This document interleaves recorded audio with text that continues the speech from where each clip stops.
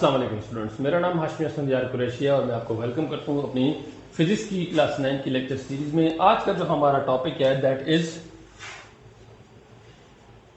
Equation of motion. के motion की जो इक्वेशन है हमारे पास, हम उसको स्टडी करेंगे और देखेंगे कि वो किस तरीके से डिराइव होती हैं और ये इक्वेशन ऑफ मोशन होती है। दरअसल इक्वेशन ऑफ मोशन ऐसी चीज है जो कि हमारे पास distance s, velocity v, acceleration a और टाइम t को आपस में क्या करती हैं, रिलेट करती हैं। किसी तरीके से इन तीनों वेरिएबल्स को ये आपस में क्या करेगी, रिलेट करेगी। अगर हमारे पास इसमें से कोई एक वेरिएबल मौजूद नहीं है तो बाकियों की मदद से बाकियों को कैलकुलेट करके हम इस s को कैलकुलेट कर सकते हैं, या v हमारे पास नहीं है तो v की वही को फाइंड करने के लिए हम बाकी के वेरिएबल्स को क्या कर सकते हैं, हम उसको डिस्कस कर सकते हैं। अब इसमें ये ध्यान में रखा आपने कि इसमें एक्सेलरेशन तीनों इक्वेशन ऑफ मोशन में आएगी। इसमें जो एक्सेलरेशन है वो हमारे पास तीनों इक्वेशन ऑफ मोशन में आएगी। उसके अलावा ये s, v और t ये ऐसे वेरिएबल हैं जो कि किसी न किसी एक इक्वेशन में नहीं होंगे। इस तरह अभी आगे जाते जाएंगे तो मैं आपको बताता जाऊंगा। अगर ग्राफिकल रिप्रेजेंटेशन ऑफ फैक्टर्स की बात की जाए, जो कि मेरा लास्ट टॉपिक था, तो मैं ऐसा करता हूं, ये एक ग्राफ मैंने बना लिया, ये पॉइंट 0 है और ये हमारे पास हो जाएगी इनिशियल वेलोसिटी vi, और यहां से ऑब्जेक्ट ने मोशन स्टार्ट किया और स्टार्ट करके इस पॉइंट तक पहुंच गया और इसको कहा जाएगा कि ये पॉइंट कौन सा है, दैट इज पॉइंट vf। अब इक्वेशन ऑफ मोशन में हमने कुछ एक स्टैंडर्ड रखे हैं। हमने initial time ti is equal to 0 रखा है, हमने initial distance si is equal to 0 रखा। इसीलिए जो डेल्टा टी है वो हमारे पास होता है tf माइनस टी आई, ये बराबर हो जाएगा tf minus 0 which is equal to tf, या इसको हमने t ही ले लिया। इसी तरीके से डेल्टा s हमारे पास होता है sf minus si which is equal to si, अब हमारे पास 0 है, sf माइनस 0, और sf को हमने क्या रख लिया, sf बराबर है किस चीज के, s के। तो इसमें फाइनल और इनिशियल नहीं है। इनिशियल हमने चूंकि डिस्टेंस भी 0 रखा और इनिशियल हमने टाइम भी क्या रखा है, 0 रखा है।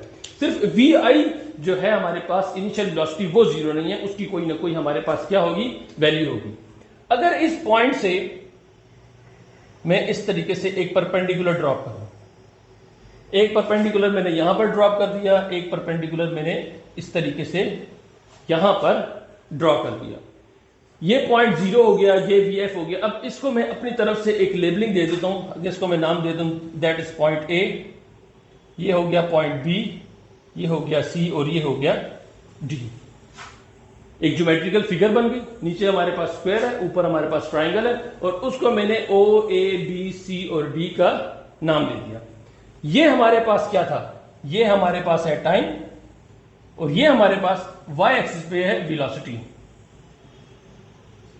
मैंने यहां पर क्या लिया, vi, तो ये हमारे पास कौन सा पॉइंट हो जाएगा, ये हमारे पास होगा y एक्सिस पे वेलोसिटी और x एक्सिस पे हमारे पास आएगा टाइम। अगर आप इस ग्राफ का स्लोप फाइंड करना चाहो, अगर आपने इस ग्राफ का स्लोप फाइंड करना है, तो आपको याद होगा मैंने आपको लास्ट लेक्चर में बताया था कि वेलोसिटी टाइम या स्पीड टाइम ग्राफ में जब आप इसका स्लोप फाइंड करते हो किसी भी ग्राफिकल उसका ग्राफ का, तो आपके पास वो क्या चीज होगी, वो होगी एक्सेलरेशन। वो एक्सेलरेशन क्या होगा, इसका स्लोप। अब मैंने क्या बताया था कि उसमें हम क्या करते हैं कि इसमें फाइनल माइनस इनिशियल, इसके पॉइंट्स और इन दोनों के पॉइंट्स, इनको हम आपस में क्या करते हैं, सब्ट्रैक्ट करते हैं। तो ये हमारे पास हो जाएगा CB डिवाइडेड बाय दूसरा कौन सा, A से लेकर C तक। जब आप इस CB को AC से डिवाइड कर दोगे तो आपके पास क्या आ जाएगा, आपके पास इस ग्राफ का स्लोप आ जाएगा।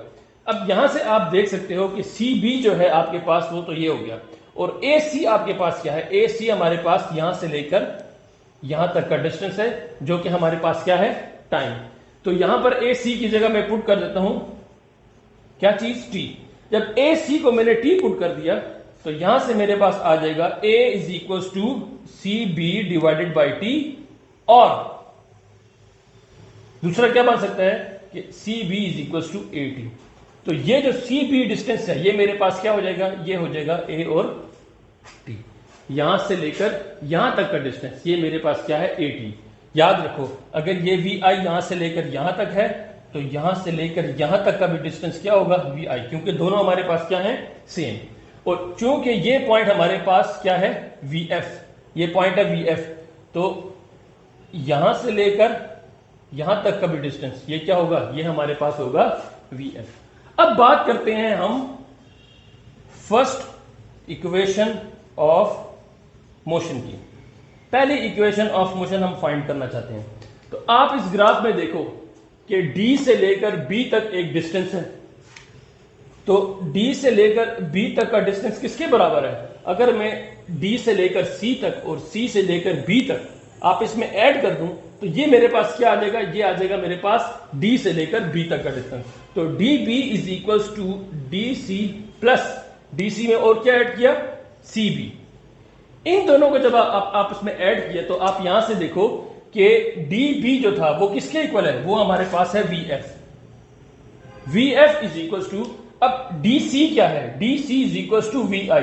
ये जो DC डिस्टेंस है ये क्या है, VI। तो आपने यहां पर क्या लिख दिया, VI, प्लस का साइन एज इट इज आ गया। और CB हमने क्या कैलकुलेट किया है कि CB हमारे पास बराबर है AT के, तो यहां पर मैंने लगा दिया ANT। तो ये क्या आ गया आपके पास, ये आ गया आपके पास फर्स्ट इक्वेशन ऑफ मोशन। ये आपके पास पहली इक्वेशन ऑफ मोशन प्रूफ होगी क्या, VF is equal to VI plus AT।